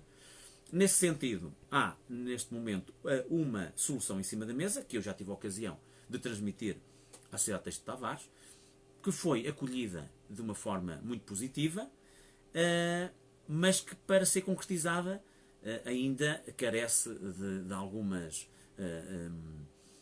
alguns contactos, alguma reunião, mesmo interna, do ponto de vista técnico, para ver a execuabilidade da mesma, e a seu tempo, também mas de uma forma... garante a posse dos terrenos comprados. Garante a celebração da escritura. Portanto, a celebração da escritura, o retorno, poderia aqui colocar como hipótese, o retorno do dinheiro ao município, e o município desonerar-se deste encargo que tem 19 anos, ou 18 anos, ou então, também o município aqui poder assumir alguma responsabilidade direta na aquisição, algo que eu neste momento não estou a ponderar, mas sim admitir aqui que se anule o contrato, que se reponha o valor, sendo que depois pode haver lugar a um outro negócio jurídico com outra entidade e a Sociedade de Tavares. E aí nós salvaguardamos o nosso direito do ponto de vista do valor que já entregamos e, eventualmente, mesmo nesse espaço, poder vir a surgir, não já diretamente com o município da Guarda a dirigir a construção e execução da obra, mas, eventualmente, entidades terceiras a construir um centro de exposições para a Guarda e encontrarmos depois formas jurídicas de haver aqui... Uma espécie de parceria público-privada. Eu não queria entrar porque hoje há figuras jurídicas que determinam exatamente a posição contratual e a posição que num determinado contrato cada um assume, que não é uma verdadeira parceria. A parceria tem que haver, não quero entrar muito na questão técnica, mas bens públicos e privados. Uma concessão Se à partirmos, exploração. pronto, uma concessão à exploração já é algo que pode ir ao encontro das nossas necessidades. Que mantenha o espaço da Fábrica Tavares como o local escolhido. O local escolhido. Independentemente da figura jurídica, independentemente Exatamente. da engenharia financeira. Se a aquisição que venha a for ser. feita por terceiros, que aquele local seja sempre para centro de exposições. E depois encontrar-se aqui formas de contratualização do ponto de vista legal, porque a lei impõe exatamente a nossa ação e delimita, e dentro daquilo que a lei admite, nós podermos concretizar também esta ambição. Não só resolver o problema do contrato de promessa, que já teve demasiadas limitações naquilo que foi o seu cumprimento, mas ao mesmo tempo também dar cumprimento a uma necessidade que é fundamental e um projeto estruturante para a Guarda. E qual é o seu horizonte para que isto esteja preto no branco e comecemos a ver? Eu, havendo consenso de todas as partes, penso que irá surgir, como há pouco referi, que possamos ter um documento no espaço de 30 dias, 45 dias, termos um documento que demonstre já que tipo e a relação contratual que pode existir, se for esta a solução obtida, e no meu entendimento acho que tem pés para andar, entre estas entidades, designadamente 3 entidades. O município que nunca abdicará de um direito naquela parcela ser construída, aliás, também na sequência do que os grupos parlamentares disseram. Primeiro, estudar a solução do Rio Dias, e nós também queremos, estamos em consonância, portanto, defender isso estrategicamente até ao fim. Sendo assim, a Câmara Municipal saindo deste processo e sendo reembolsado do investimento que lá fez, resolve o problema do contrato de promessa, havendo esse ónus, adquira quem vier a adquirir, tem a obrigação de construir nessas condições. E aí algo que passa muito por esta ideia... Mas que isto é um cenário abstrato ou já tem negociações, interessados? Portanto, negociações não há, mas sei que há realidades por este país muito idênticas e que haverá entidades interessadas. Nós temos, e isso quando digo pressa, entidades interessadas, tem a ver sempre com uma questão que é central, que é o apoio financeiro, a financeiro destes projetos. Ou nós vamos ao mercado, à banca, e temos o dinheiro e construímos diretamente. Se não houver possibilidade de construir diretamente, porque até a capacidade de endividamento nos limita nessa área, porque hoje temos, de facto, uma capacidade de endividamento que ultrapassa os 7 milhões de euros, mas como sabemos, e a Guarda também sabe, no estudo de localização, quando foi apresentado publicamente, um centro de exposições custa entre 11 a 12 milhões de euros. Ora, 7 milhões, e nós para termos também alguma disponibilidade para avançar, designadamente, para os passadiços e para a Alameda dos Fs, para o qual nós temos os meios financeiros para concretizar estes 2 projetos, não temos para outros projetos. E provavelmente temos que aí solicitar a ajuda de terceiros, ou o banco, ou fundos financeiros, que, com regras transparentes, claras, podem responder a um procedimento e, nesse sentido, vir dar resposta a uma necessidade que o município, tal como muitos municípios do país, que necessitam destas obras estruturantes, estes projetos que sejam desenvolvidos nos respectivos territórios, não tendo o dinheiro, poderão ter aqui, de facto, esse a tipo de parceria, cooperação sim. desses essa fundos cooperação. financeiros. Portanto, na E é prática, nessa linha que na prática, nós vemos a aquilo solução que- deste problema. Aquilo que acabou de ser feito, por exemplo, com o pavilhão Rosa Mota, com toda a polémica sobre o nome, aquilo que está a ser feito aqui perto em Viseu também com o centro de exposições, pavilhão multiuso, junto ao recinto da Feira de São Mateus, em que há este tipo de... Exatamente. E, portanto, a questão é que o mercado, os agentes, os intervenientes nesse processo têm prazos. O timing do dinheiro não é o timing da política, no fim, e isso justificou toda esta pressa e toda esta necessidade de mostrar até a eventuais interessados que não estavam dependentes de uma só... Sim, e a pressa, é preciso recordar, e a Guarda acho que não está esquecida, de que nós temos que recuperar o tempo perdido. E era no tempo de Álvaro Amar e agora no tempo de Carlos Monteiro. É que nós temos que recuperar, continuamos nesta senda, de recuperar o tempo perdido. E se nós, por exemplo, como era um objetivo, vou dizê-lo, eu gostaria que a FIT de 2021 pudesse ser feita lá. Ora, Acha possível ainda? difícil. Eu gostaria, ainda hoje ouvi a reportagem aqui do Procurador de Altitude, os passadiços do Mondego, as populações anseiam. Então a minha pressa é diferente das populações que vêm falando, não, já devia estar, nós temos pena, porque em novembro lançou-se a pedra, mas em dezembro ainda não se viu cá os senhores. Quer dizer, esta é pressa real, é pressa de uma sociedade que sente cada vez mais que tem representantes que têm desígnios elevados e querem corresponder aos seus anseios e querem ver as coisas acontecerem. Porque a política também tem este mau trajeto, esta má experiência na consciência das pessoas. É que muitas vezes promete-se e não se faz. E nós, nestes 6 anos, procuramos combater esse espírito. É verdade que, e nós próprios, enquanto Executivo da Câmara da Guarda, sentimos claramente, quando delineamos um objetivo, até que o mesmo seja concretizado, os procedimentos, a obtenção das propostas, as reclamações, quanto tempo demora? O país, ele próprio, tem atrasos crónicos naquilo que é os procedimentos. Vejamos os tribunais. Decisões em que o próprio Estado é parte demoram 10, 12 anos, em que há milhões de euros em discussão. Não vão para os cofres do Estado, não se satisfazem necessidades públicas, porque estão pendentes de decisões judiciais. Nós próprios, na plataforma logística, precisamos de resolver determinados lotes e passá-los para novos empreendedores que contactam a cidade, contactam a Câmara, para poder aqui fazer o centro do seu negócio, e temos os lotes em nome de pessoas que não construíram, que violando a própria escritura que celebraram com a Câmara Municipal à época. Temos o caso de uma ação judicial que teve 3 anos. Nós reclamamos exatamente a posse desses lotes, 3 anos para só definir qual é o tribunal competente. Uma ação entrou na Câmara da Guarda, no Tribunal da Guarda, e o Tribunal da Guarda demorou 2 anos a decidir que a competência é o Tribunal Administrativo. Agora vamos ver se o Tribunal Administrativo vai decidir que é competente, porque senão temos que ir para um Tribunal de Conflitos. Este é o país. Agora, a Guarda não pode ficar amarrada também a este obscurantismo. Não se preocupem, nós temos é que fazer. Nós queremos é que as coisas aconteçam. Cumprimento da lei. Dizia o meu antecessor, muitas vezes só havia 2 coisas que o limitavam. A lei ou a falta de dinheiro. Nós temos o dinheiro para os passadiços e para a Alameda. Tenho forma de encontrar ou através de instituições bancárias ou de fundos financeiros. Então exploro isso até ao limite. Para quê? Para que executamos obras que já estão na nossa consciência. Mas há atrasos? Adquirida. Há algum atraso dos passadiços? Não há. Repare, nós fizemos os contratos com 2 empresas, lote 1 e lote 2. Claro que as 2 empresas tiveram que, depois de serem as entidades adjudicatárias, tiveram que uniformizar materiais.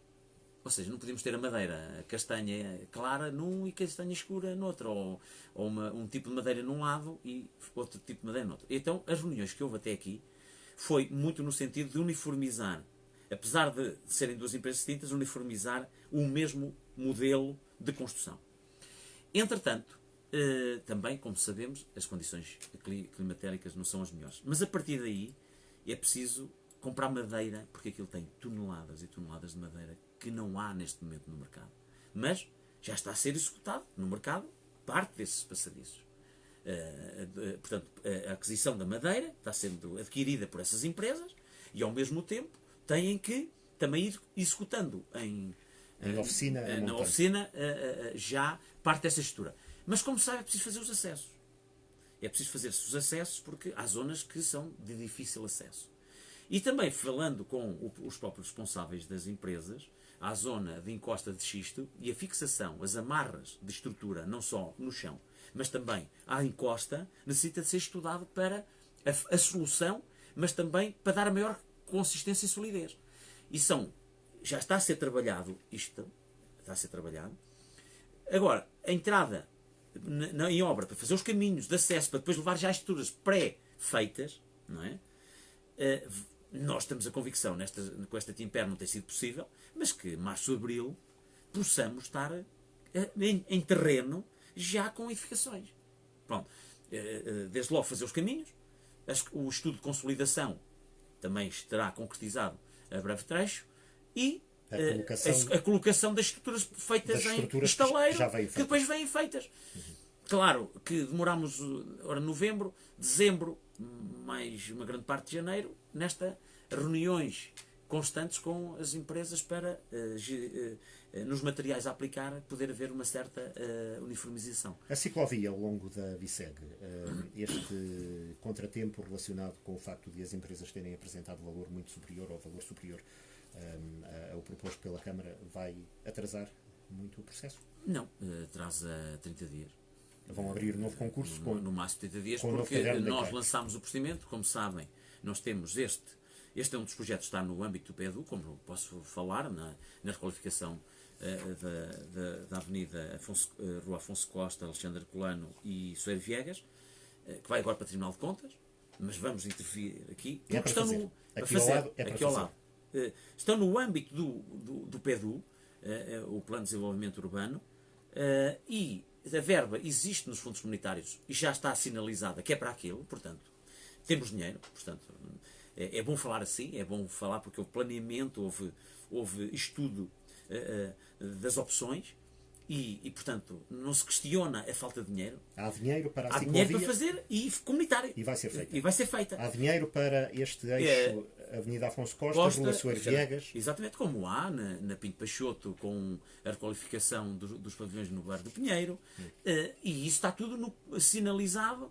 Temos o dinheiro de 12 milhões de euros para fazer estas obras no âmbito do Plano de Desenvolvimento Urbano. Agora, o Tribunal de Contas, agora lançamos o procedimento, as empresas não adjudicámos às empresas porque elas tiveram um valor superior ao valor base e isto obriga-nos a iniciar um novo procedimento de contratação por um valor diferente daquele que estava inicialmente assumido. E isto são circunstâncias próprias dos processos. Então, faça-nos só aqui o roteiro virtual, só aqui da zona centro da cidade, depois já nos afastamos, mas só aqui da zona centro da cidade, o que é que vai mudar em termos de requalificação urbana? Onde é que vai haver intervenções? Já me falou da Avenida Afonso Costa, Avenida Alexandre Herculano e Rua Soeiro Viegas, que está notoriamente a precisar. E mais? A Rua do Encontro, Tenente de Aladim. Portanto, está já em fase de concurso e entrega à melhor proposta. Portanto, esta é, de facto, também umas vias estruturantes e muito utilizadas e que se integram também no âmbito da regeneração e requalificação urbana. Temos a intervenção na Praça Velha, não estou a falar propriamente daquele projeto que nós falámos ao nível da praça em si, mas temos ali aquelas casas que adquirimos e que pretendemos desenvolver ali o projeto do Solar de Sabores. Está já em projeto e na parte posterior temos o Centro de Interpretação da Cultura Judaica, que, portanto, o Solar de Sabores, eu vou já adiantar, será um espaço partilhado pela iniciativa privada, onde haverá boxes que fornecem refeições, onde aproveitamos o património já construído e depois será desenvolvido uma espécie espaço de pequena mais praça moderno, de alimentação, com comida kosher, portanto, alinhado no Centro de Interpretação da Cultura Judaica. Este edifício que pode, e é a nossa convicção, correr de edifícios, e mesmo a parte de baixo da cima, cedendo espaços em cima, em todo aquele casario, a parte de baixo da cima, que vai ficar com uma perspectiva um pouco labiríntica, mas que pode dar aqui interligando algum com as duas significado ao casas terreno. que a Câmara Exatamente. adquiriu, não é? Vai dar, com certeza, vivacidade àquele espaço. Como estamos numa fase já quase conclusão do condomínio associativo, mas também a requalificação da Torre Velha, do Castelo da Guarda, onde estamos em remoção de terras e também trabalhos arqueológicos, para poder expor todo aquele pano de muralha, mas conjugando com o condomínio associativo, que está neste momento já em fase já não vai parar até que se construa a totalidade da obra, e estamos a falar de estruturas metálicas que foram feitas também em estaleiro, e por isso não vimos no local. A Torre dos Ferreiros. A Torre dos Ferreiros está neste momento a ser executado, não irá acontecer lá nada enquanto o elevador que está a ser executado em estaleiro não vier. Logo que venha a obra, começará e acabará.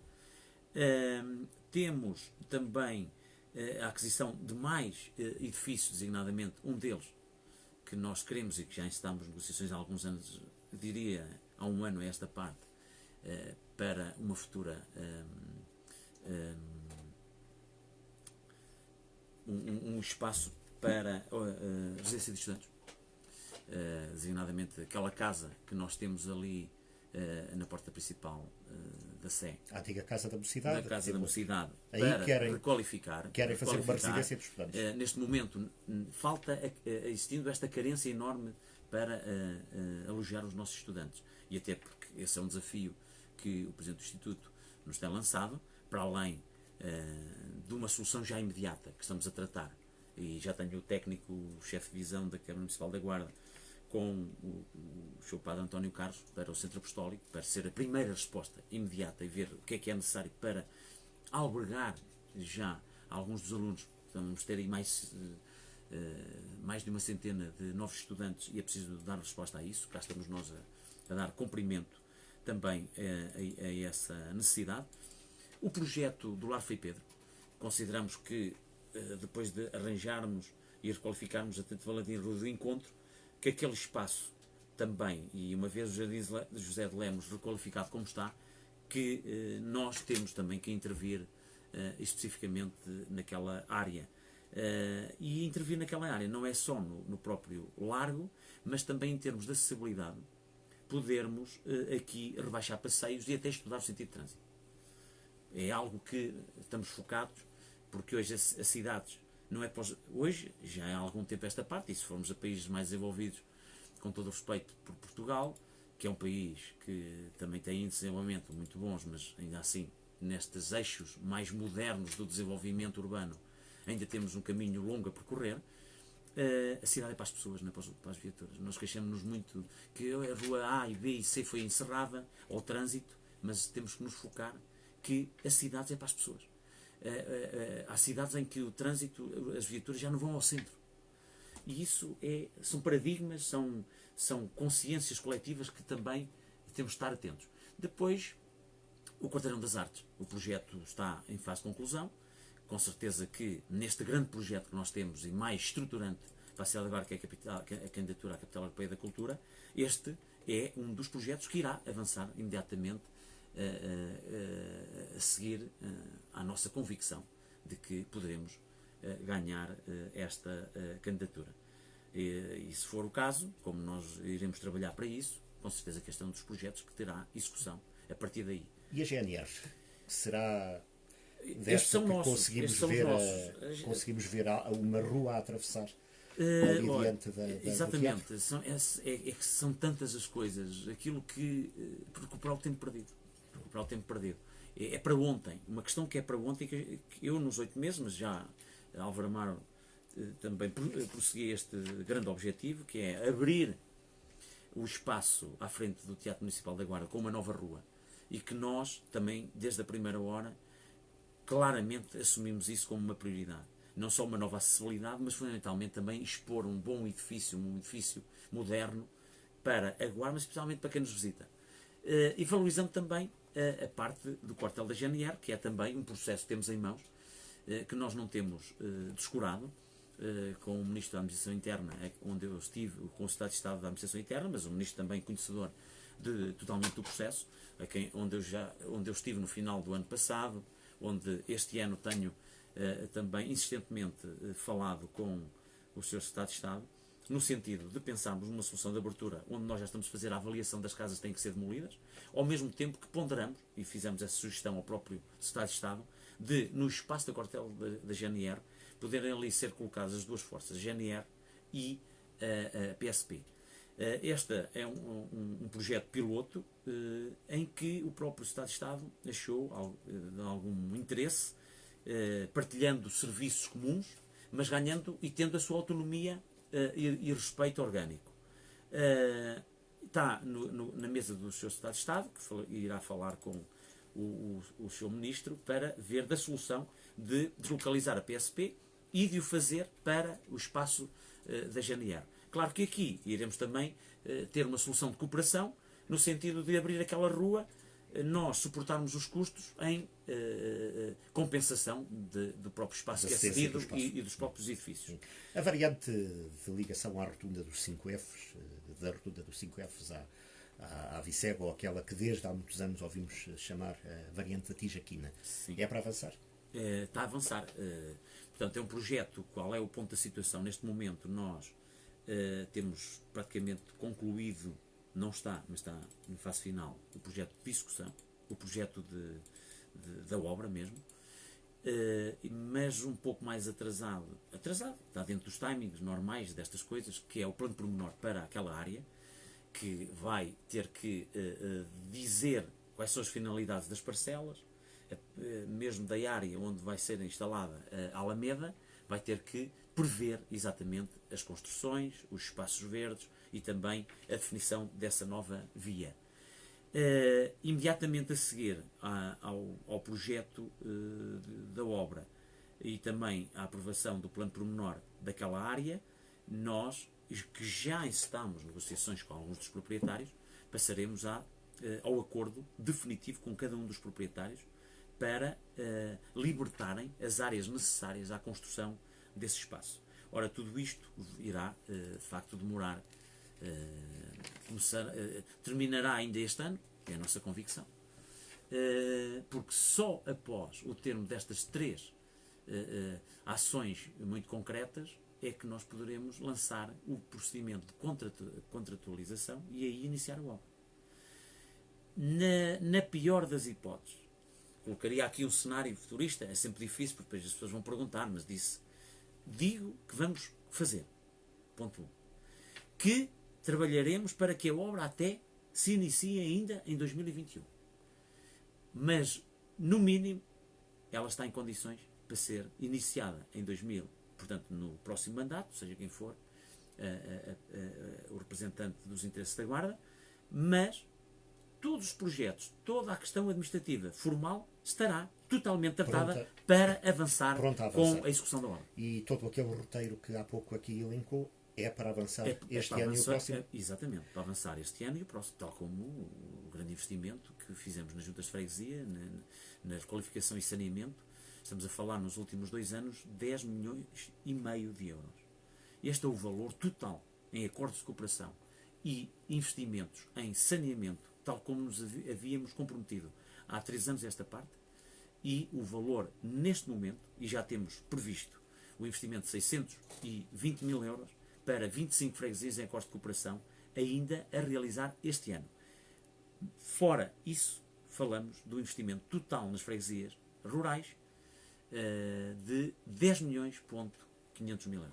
Mas com um foco em mudar a cidade, requalificar a cidade. Estas focadas na requalificação, melhoria das acessibilidades, da mobilidade, de mais inclusão dos cidadãos com dificuldade e mobilidade reduzida na cidade. Isso é um foco estratégico, aliás, em alinhamento também com aqueles que são os vetores essenciais da União Europeia e que nós, como cidade, também temos que valorizar do ponto de vista de uma modernidade que é conhecida noutras capitais europeias, fazer também à nossa medida e valorizar quem aqui vive.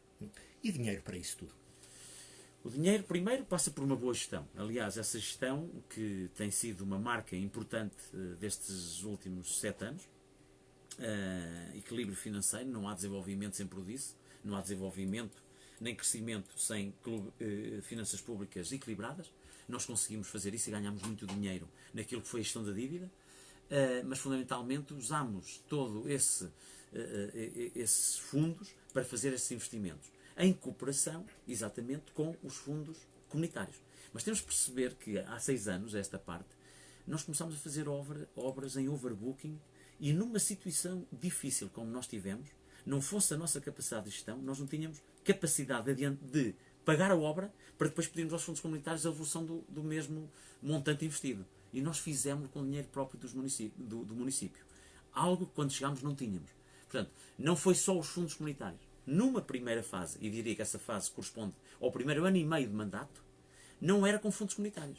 Nós fizemos o Campo do Zambito, a Estrada do Barracão. Foram obras que nós fizemos à custa do município e da capacidade financeira do município, que era escassa ou nenhuma, mas que num ano e meio nós já fizemos o pequeno trabalho de formiga e que nos deu a possibilidade não só de negociar os encargos com os fornecedores, mas também com os bancos, e ao mesmo tempo que estávamos a fazer uma coisa, estávamos também a investir. Claro que ao fim de um ano e meio, 2 anos, nós já estávamos a ser reembolsados do primeiro investimento e esse dinheiro já podia ser canalizado para outros novos investimentos. E aí os fundos comunitários já deram ainda uma alma diferente àquilo que foi a nossa projeção. Hoje o município da Guarda tem uma sustentabilidade e um equilíbrio financeiro reconhecido até no anuário dos municípios portugueses, onde nós estamos na 37ª melhor posição ao nível global dos municípios, mas temos posições, por exemplo, o município que mais dívida pagou e amortizou, estamos em 21º, portanto, 37º no ranking global, mas estamos em 21º no município que mais amortizou dívida. Só para termos uma ideia, nós baixámos, de facto, de 62 milhões de euros de dívida em 2013, neste momento a dívida anda à volta dos 14 milhões. Estou a falar... A dívida do município. Do município. Mas há aqui uma questão, e aliás vai de encontro Sim. a uma pergunta que é aqui colocada por um ouvinte. Qual é a dívida real ao Grupo Águas de Portugal e quando e como vamos pagá-la? Ora bem, essa é uma questão, nós encaramos-la de frente, não fomos nós que a criámos, também não atiramos para trás das costas problemas que, se resolvemos outros, estamos aqui também para resolver este. Não tendo sido nós, repito, a criar este problema, não fomos nós que assinámos o contrato, não fomos nós que assumimos essa responsabilidade e a verdade é que foi um processo complexo e que nós herdámos em 2013 e para o qual nós também, naquilo que é uma solução abrangente de todos os municípios que estão neste sistema multimunicipal de águas, nós não poderemos, em primeiro lugar, sem saber o valor para o município da Guarda, nós temos um valor total de 28 milhões de euros. Município da Guarda. As Águas de Portugal, nas contas, colocam um valor de 31 milhões de euros como sendo o valor que o município deve às Águas de Portugal. Eu próprio já tive algumas reuniões com os representantes das Águas de Portugal e, verdadeiramente, para nós é estrutural que se pense na resolução amigável deste assunto da seguinte forma. Ok, definir o valor. Estamos aqui a falar de 28, mas são questões de matemática, depois é uma questão de perceber claramente quem é que tem razão, se calhar há aqui contabilização de juros, ou 28, 31, mas entre este valor haveria a possibilidade de algum consenso e aí residisse a razão do problema, o que não é o caso. Nós, o Sistema Multimunicipal de Águas, usa e utiliza infraestruturas do município da Guarda, porque antes deste sistema, o município da Guarda levava a água à casa das pessoas. Hoje, em grande parte, é usado por este sistema. Houve a definição clara de compromisso claro, embora a renda não está devidamente estipulada, mas que haveria pagamento de rendas aos municípios que tinham infraestruturas cedidas a este sistema municipal. Ora, as Águas de Portugal não querem fixar, até hoje não fixaram um valor para este montante. Depois há, de facto, um desequilíbrio estrutural do sistema, porque 55 mil consumidores da Covilhã saíram por um despacho ministerial deste sistema multimunicipal. Ora, se ele estava calculado em termos racionais para mais de 52 mil consumidores, era notório que, saindo desses 52, tem que haver um reajustamento, é assim que eu lhe chamo, do contrato. Verdadeiramente nunca aconteceu. Houve uma tentativa de obter algum compromisso em várias reuniões, uma em Celurico, outra em Fornos de Algodres, por parte dos governantes. Esse acordo ainda foi assinado pelo representante das águas, mas já não foi assinado pela tutela governamental do ambiente nesta matéria. O que quer dizer que este acordo que foi celebrado entre as duas partes, águas, na altura do Zezer, do COA e do Zezer, ou do Zezer e do COA, mas ao não ser devidamente ratificado pela entidade que tinha a tutela, não produziu efeito. Até hoje, esta questão ficou por decidir. É preciso decidir se sai 52 mil consumidores. A Covilhã tem, de facto, um sistema próprio de fornecimento de águas. Este valor também não se calcula em termos de indemnização. Ora, deduzindo porque é que o município agora vai pagar 28 milhões ou 31. Se tem as rendas, se tem um valor que tem que ser deduzido no contrato pela saída da Covilhã, para não dizer ainda outras questões, mas estas são as principais. Mas tem uma estimativa do que é que isso representa? Ou seja, do pode que é que pode ser representar à abatido volta de 20 milhões. 20 milhões? Sim. Ou seja, na prática estamos a falar de uma dívida então de entre 8 e 10 milhões ao Grupo Águas de Portugal, é? Sim, Assim sendo. Sim, só que nós temos uma estratégia diferente do passado. Porque, primeiro, nós questionamos, portanto, uma vez que não há acordo, subscrevemos agora uma ação judicial que teve cerca de 4 anos para ser decidida foi ao Supremo Tribunal Administrativo, declarou-se incompetente e vai para o Tribunal Arbitral. Iniciou-se agora. Ora, não podemos abdicar de uma ação judicial que, colocando em causa este contrato, como eu coloquei, desde logo nesta premissa, verdadeiramente, nos 7 milhões de juros que nós devemos, nas contas que estão assumidas pelas Águas de Portugal, se nós tivermos, desde logo, sucesso nesta pretensão, os juros já não são devidos. É logo um abatimento de 7 milhões de euros. É algo que nos faz pensar sempre se a solução é política, nós temos na mesa um determinado valor e até lá vamos, designadamente os 20 milhões, mas como estes 20 milhões ninguém o reconhece, a não ser nós, deduzidos os direitos que nós temos sobre este sistema, então vamos deixar que os tribunais decidam. Porque é assim também que as Águas de Portugal estão a dirigir todo este processo. Não querem chegar a um consenso e, como não querem chegar a um consenso, nós mantemos este litígio até às últimas consequências. No entanto, há uma alteração de fundo, porque nós amealhamos sempre.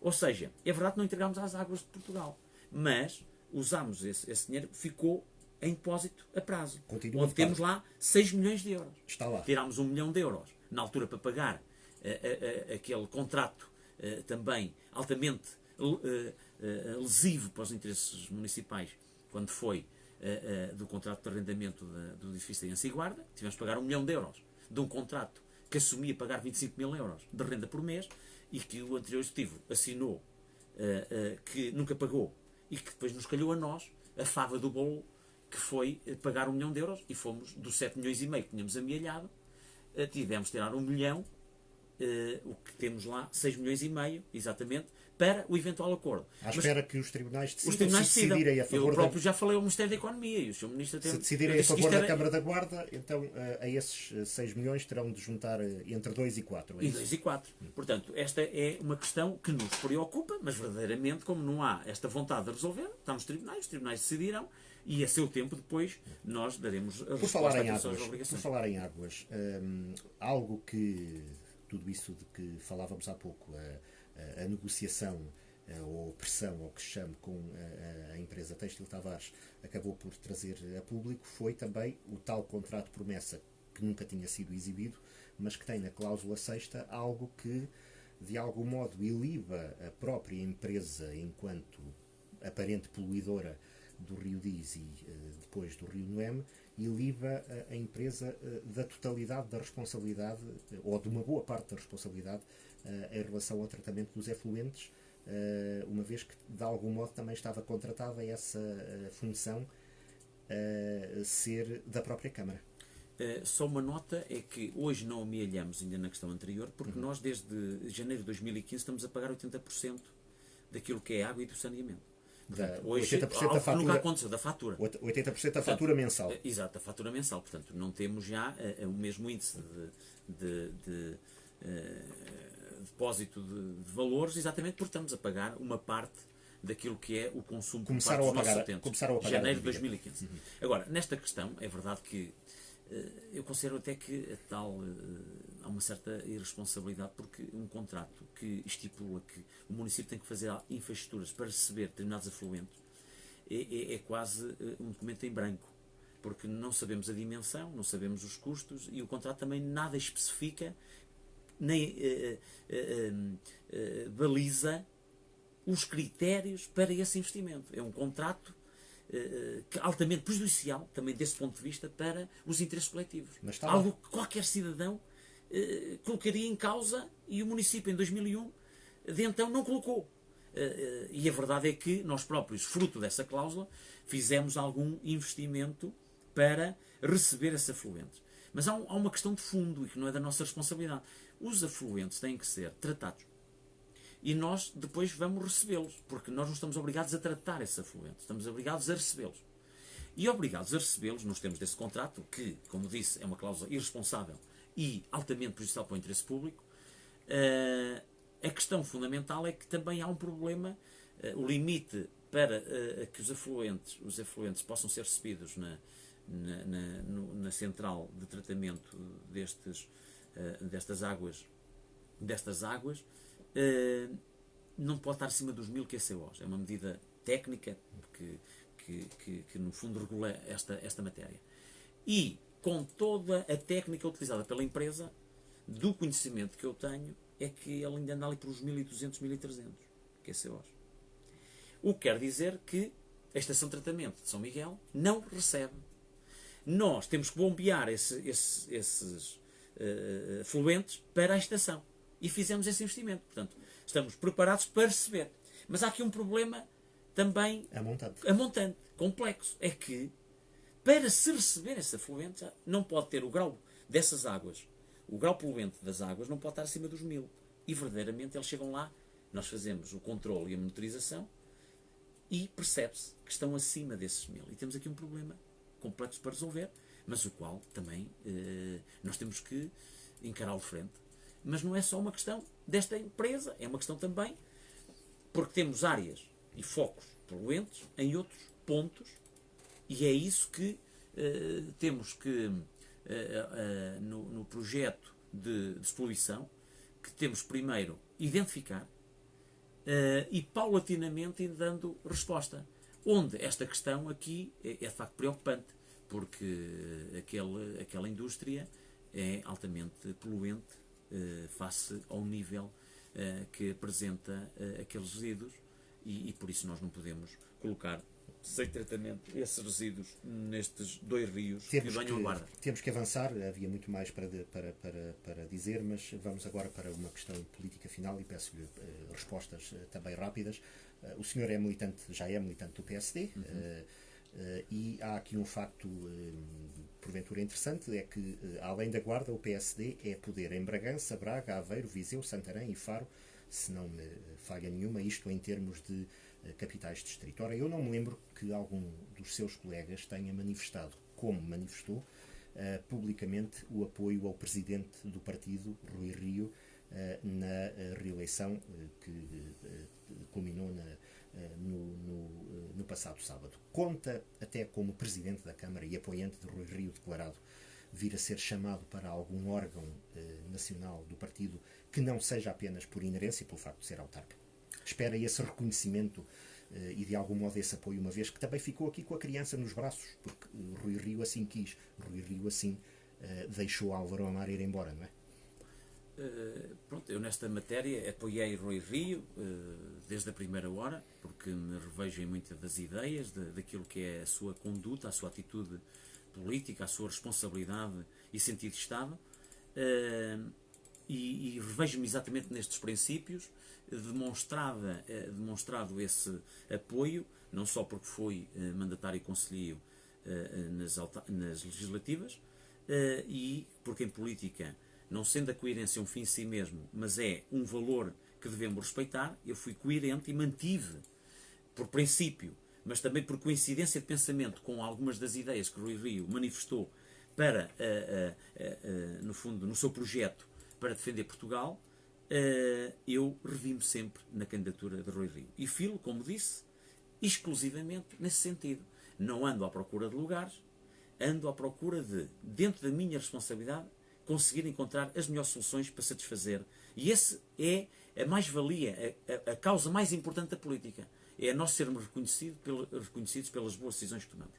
Evidente que, sendo eu também um Presidente de Câmara, querendo que a Guarda seja uma cidade que exerça alguma capitalidade. O que é isso? É ter alguma substância em poderes, em competências, reconhecida pelos serviços também de desconcentração do Estado.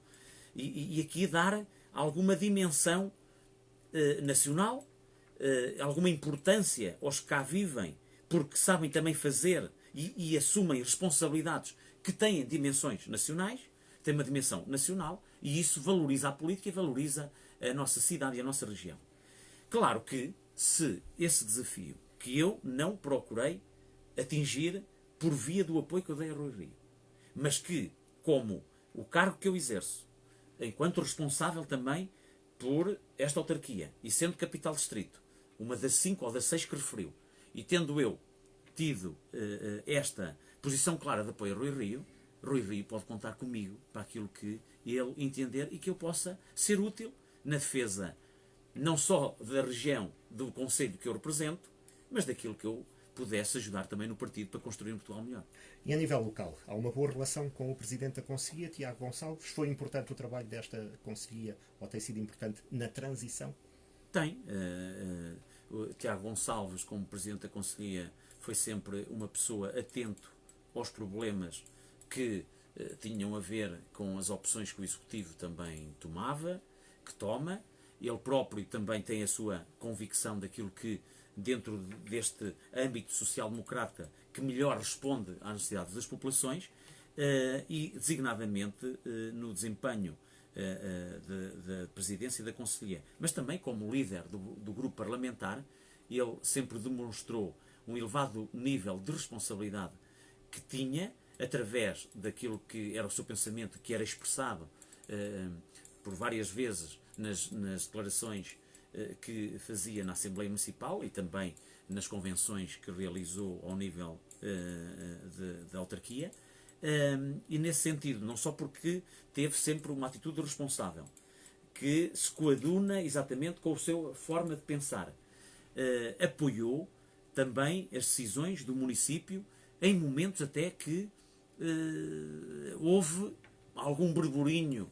Eu digo isso porque o partido, que foi a primeira entidade que me questionou sobre algumas das decisões e que me aplaudi também noutras, foi com ele que nós dirimimos diferenças de pensamento, ajudámos a encontrar caminhos comuns para a promoção do nosso desenvolvimento, e isso orgulha-nos a nós, enquanto protagonistas, orgulha as instituições que representamos e orgulha a Guarda.